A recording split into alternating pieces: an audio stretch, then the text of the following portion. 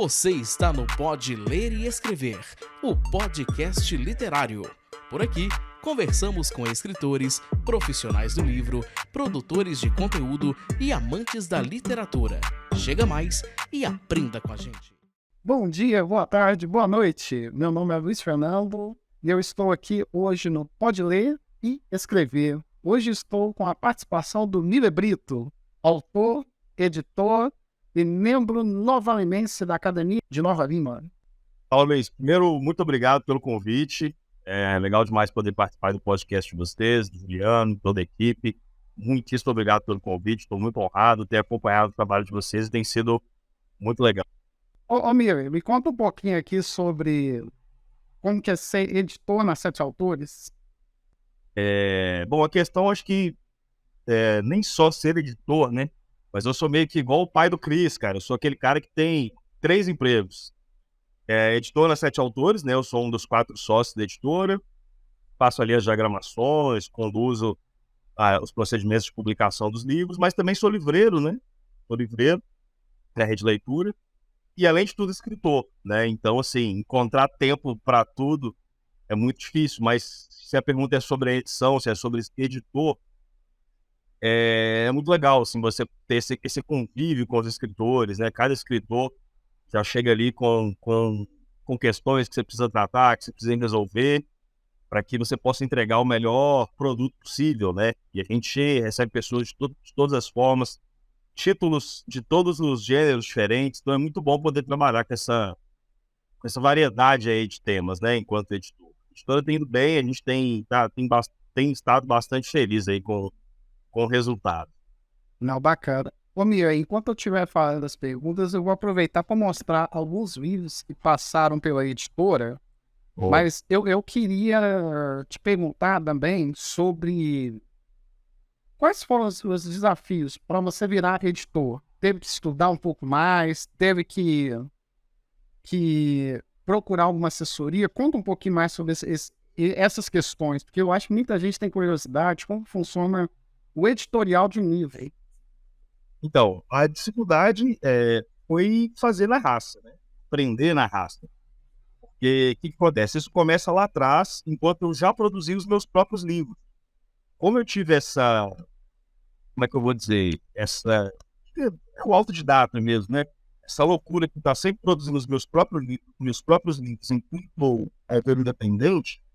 Então, eu acabei meio que já criando ali esse procedimento e levando esse procedimento para dentro da editora, porém, com a ajuda dos meus sócios, a gente foi melhorando cada vez mais aí o rendimento, os processos. Então, tudo começou com o autor independente. Eu mesmo fazia as diagramações, você fez as capas, inclusive umas capas incríveis. E daí, para a editora, não... A diferença é que ali, ao invés de fazer para mim, eu tenho feito para outras pessoas, né? Tenho assessorado outras pessoas. Mas é um ramo que você tem que estar sempre aprendendo, sempre estudando, porque senão você acaba ficando para trás. Sempre tem alguma coisinha que você aprende ali no dia a dia, que você aprende com outros editores, que você aprende observando o trabalho de outras editoras que têm mais tempo de mercado. Então, você tem que estar sempre de olho vivo ali para aprender e poder entregar alguma coisa diferente, né, para o seu autor.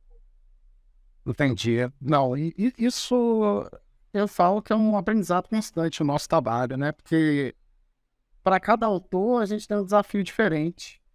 E Miller, a gente pode falar que você já tem uns 5, 6 anos como editor ou tem mais?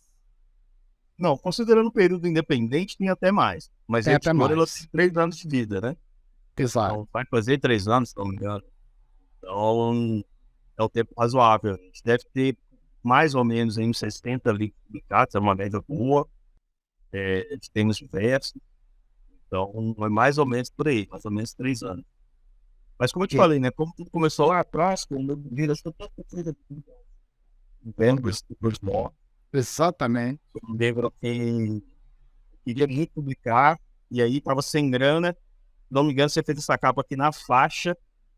Exatamente. Eu fui lá, fui no YouTube aprender a diagramar, e no final deu certo, assim, então, por aí. Não, que fantástico. Ô Miller, o desafio do autor eu acho que é sempre novo para qualquer um. o autor, para o editor. E me fala aqui, você não é só editor, mas também administra a Sete Autores. Hoje, como está sendo a sua agenda? Está sendo tranquila? Porque, cara, é aquela história, o mercado vai mudando, você tem que ir se adaptando. Fala um pouquinho de como que é administrar uma editora. Cara, tranquilidade é a única coisa que eu não tenho. O dia que eu acho que vai ter um checklist menor de tarefas para eu fazer, eu descubro que apareceu mais 4, 5, e o tempo é sempre muito curto ali, é sempre muito corrido, né? Por eu ter uma atividade CLT ali, diária e tal, então meu tempo é sempre muito curto. Mas, ao mesmo tempo, é muito prazeroso. Assim. E você receber um livro, um arquivo do Word ali, bem simples, sem revisão, sem nenhum tipo de edição, e você transformar aquilo, você escolher os profissionais que vão trabalhar na obra, e no final, lá na outra ponta, entregar um livro pronto para o autor, isso é muito prazeroso, cara. É um negócio, assim, formidável, né? Você Não tem tirar uma preço, coisa né? apenas do campo das ideias e transformar aquilo em algo físico, palpável, isso é maravilhoso. Assim. Então, por mais que seja corrido, por mais que tome tempo, por mais que às vezes seja cansativo e tal, você está sempre ali o tempo todo lidando com pessoas que têm uma expectativa, muitas vezes muito alta. Então, você tem que saber gerenciar, lidar com isso tudo aí. Mas tem dado muito certo. Graças a Deus, a galera que publica com a gente geralmente não publica apenas um, acaba publicando dois, acaba indicando para outras pessoas. Acho que essa indicação para outras pessoas, em vários dos nossos vídeos falando por indicação, é a maior prova que a gente tem feito um bom trabalho, né? Indicação, você não indica nenhum produto para alguém que você goste, se esse produto não te agradou, se esse serviço não te agradou. Né? Exatamente. Ô Mira, eu separei aqui duas obras, que é Os Sete Destinos, Uhum. que você é um dos editores dele e também é autor. Essa pergunta vai mais para a questão de como que qual que é a sua visão de gerenciar vários autores num projeto desse tipo? Porque nessa obra tem a participação de seis autores, eu acho. São 3 autores, São exatamente. seis. Isso, são seis. Então, esse livro tem uma história boa. Ele também foi um livro que proporcionou, de certa forma, a criação da editora. Tudo começou da seguinte forma. Eu tive essa ideia de que, como seriam esses 3 autores diferentes, teriam 7 originalmente, né? Um deles não topou o projeto por questões pessoais. Então, seriam os 7, foram 6, e cada um desses autores iria escrever sobre os mesmos personagens, mas como se eles tivessem vivido vidas diferentes. Então, 7 destinos. E aí o livro acabou ficando com uma história de terror, uma história de suspense, uma história de policial, um romance histórico. Mas o interessante ali é que você vê os mesmos personagens vivenciando essas coisas diferentes com apenas uma exigência que eu fiz quando eu convidei os demais autores. Que eram os 2 personagens estariam começando ali numa praça num dia de chuva. Então todos os contos começam dessa forma.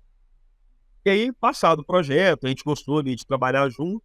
O Peter, que é meu sócio, já estava com essa vontade aí longeva de criar a editora, e a gente convidou os autores do projeto para fundar a editora. E dentre os 6 participantes, 4 deles toparam, então hoje a gente tem a editora e a gente manteve até o nome, né? Ela chama Editora 7 Autores, devido ao livro 7 Destinos.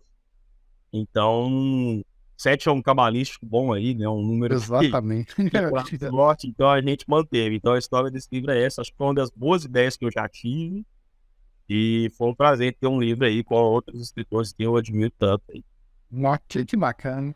Ô, Mira, outra obra que eu separei também, que você também é editor, é Na Marca do Pênalti, que ano passado esteve na Bienal.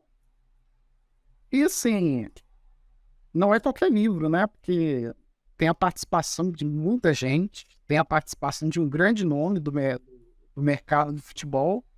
E assim, eu gostaria de que você contasse detalhes, não precisa ser extenso, mas assim, como que surgiu a ideia, como que foi o processo até chegar no autor, e até, vamos dar alguns detalhes da finalização, só para o pessoal entender como que funciona um livro desse tipo para até chegar numa loja, até chegar no site, até chegar na mão como presente, né? Beleza, vamos lá. Então, em primeiro lugar, o Reinaldo é, para a maior parte dos torcedores do Atlético, o maior jogador da história do time, né? Então já tem toda essa idolatria e por sorte, a ideia do livro é do Peter, né? Do meu sócio, do Peter Ross. O Peter já conhecia o Reinaldo de outras ocasiões, e aí um dia eu lembro que eu estava no carro com o Peter, ele falou: Miller, se a gente convidasse o Reinaldo para um projeto, no qual ele vai contar histórias dos bastidores de futebol. Porque já existe biografia do Reinaldo, já existe muita coisa de futebol ali, de goleiro e tal, mas não existia um livro de crônicas relatando esses bastidores, né? Relatando coisas divertidas ali e tal. Aí o Peter fez a proposta para ele e o Reinaldo topou assim, imediatamente. E aí a gente entrou nessa conversa de, como que nós vamos fazer? E aí a gente gravou 3 entrevistas com o Reinaldo, né? Você esteve presente, a maior parte delas. E o livro é dividido ali entre perguntas que vão satisfazer a curiosidade do leitor, né? Do que o Reinaldo pensa, seleção brasileira, de outros craques, de outros esportes. E essas histórias de fato que ele contou e que a gente transformou em crônicas. Então, ele é um livro de crônicas e de curiosidades. E a gente pretende, inclusive, fazer outros volumes com outros craques aí do futebol, né? Variando entre Cruzeiro, Atlético, outros times. E na produção do livro, tendo as entrevistas prontas, o que a gente fez? A gente dividiu em 3 escritores. Somos eu, o Peter Ross e o Nuno Rebelo, os 3 sócios da editora. Juntamente com a Mariana, né, que é a nossa sócia, mas que não é escritora, o marido dela que é o Gustavo. Então nós dividimos os textos entre nós e cada um deu o seu olhar para as crônicas ali do Reinaldo, e no final ficou um livro bem legal, assim, tem histórias muito engraçadas, muito divertidas, que eu recomendo que vocês procurem, mesmo para quem não é atleticano. O livro foi lançado na Bienal de BH, com presença do Reinaldo, assinando ali os livros. Foi uma noite muito legal, muito especial para a gente da editora. Esse é um dos livros mais importantes da editora. E nesse pós-lançamento ali, a gente ainda tem esse livro em algumas livrarias, né? Tem no Pátio, Savassi, BH Shopping. Então, as principais, estão em 5 livrarias, as 5 principais de BH, praticamente. Então, você consegue esse livro, você consegue na Amazon, você consegue no nosso site. Então, é um livro diferente do que já tem no mundo do esporte ali. Esse papo de boleiro mesmo. E é bem legal, bem legal. Um livro que eu recomendo. E, a palavra do rei, né? Tem que dar bola. O cara é gente fina demais. É muito gente fina. Isso é verdade. E assim, sem sombra de dúvida. Ô, Miras, só para encerrar esse bloco que relaciona você à parte de editor e administrador da 7 Autores, uma pergunta assim que não sai da minha cabeça, desde que a gente começou a trabalhar junto, participar de uma Bienal é um sonho, hein? Cara, foi muito legal a Bienal. Foi um negócio fora de série. Claro que a Bienal de BH, ela não tem a proporção de São Paulo, não tem a proporção do Rio, mas foi um evento excepcional porque eu pude lançar um livro lá. Eu lancei o 3º livro vai ser uma tetralogia, né? Meu Detetive. Eu pude lançar o 3º lá. E eu recebi um público muito grande. Eu recebi um público maior do que eu imaginava. Assim. E isso foi muito legal. Foi muito legal porque, enquanto autor independente, muitas vezes você está dentro de uma bolha ali que você acaba tendo dificuldade para romper. Na Bienal, eu recebi pessoas que conheceram o meu trabalho ali. Então eu pude apresentar o meu trabalho para pessoas que não me conheciam. Isso foi muito legal, muito legal. A 7 Autores já estreou na Bienal com stand próprio, algo que para editoras do nosso tamanho não é comum. Então a gente teve essa vontade, a gente correu atrás, você foi um dos nossos parceiros nisso aí. Então eu acredito, tanto para mim quanto autor, quanto para sócio da editora, foi um evento tão incrível para a gente. Ter o nosso stand próprio, lançar livro do Reinaldo lá, lançar o meu livro. Nós fizemos, eu creio que a gente deve ter feito uns 20 lançamentos. Então foi bem legal. Imagino, que coisa boa.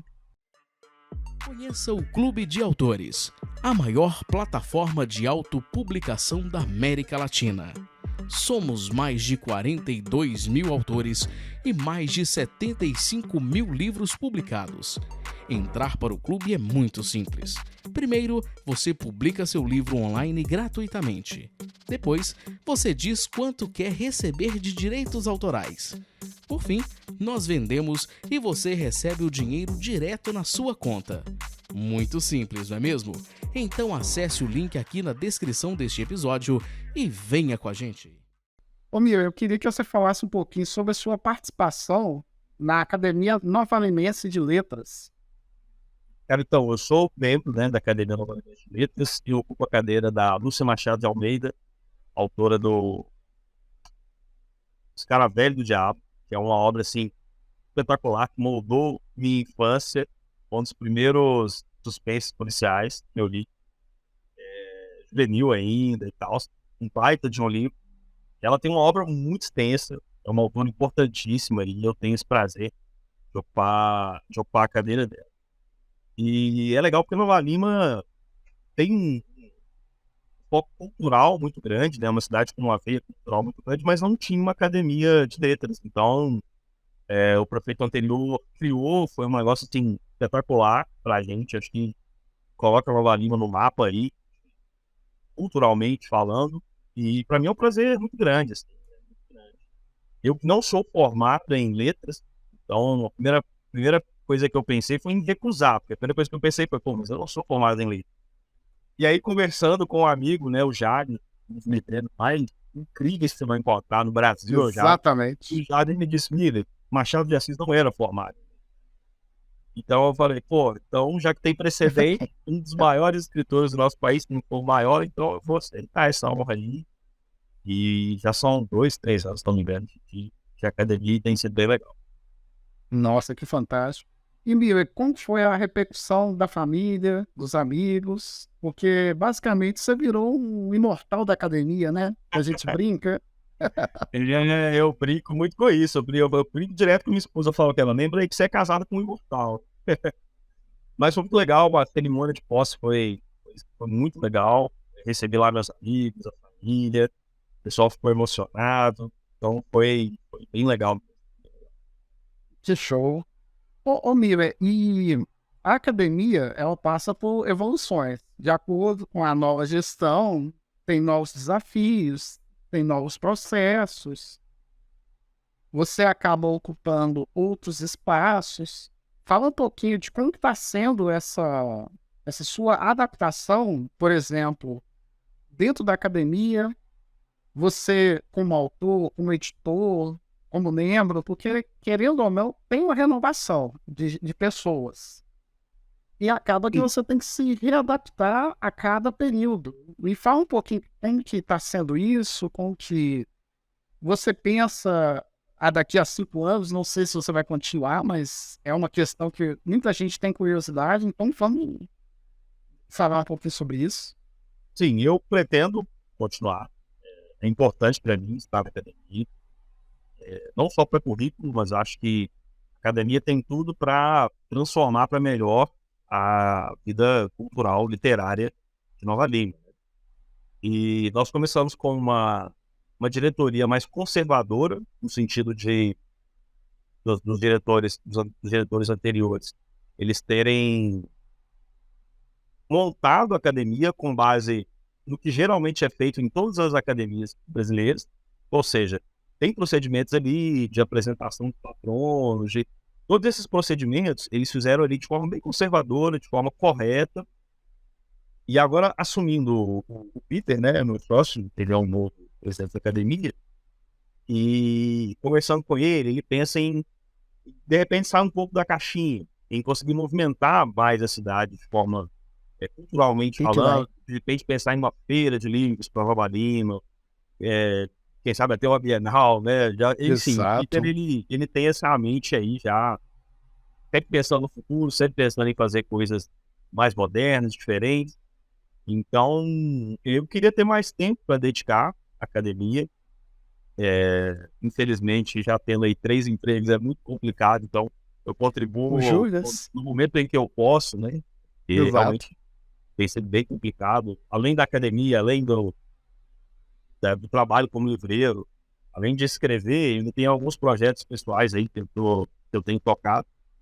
Então, não falta muito tempo para dedicar. Mas pretendo contribuir porque a cidade de Nova Lima precisa disso. Nova Lima é uma das grandes cidades da região metropolitana. Eu até gosto de brincar que Belo Horizonte é uma cidade da região metropolitana de Nova Lima. Porque a gente está, mas Nova Lima é maior que Belo Horizonte. Você deu um Google aí, você vai ver que Nova Lima é maior. Isso eu nunca percebi. Nova Lima precisa dessa veia cultural aí, ser cultivada, aumentada, e a academia, na direção do Peter aí, com certeza vai fazer essa diferença.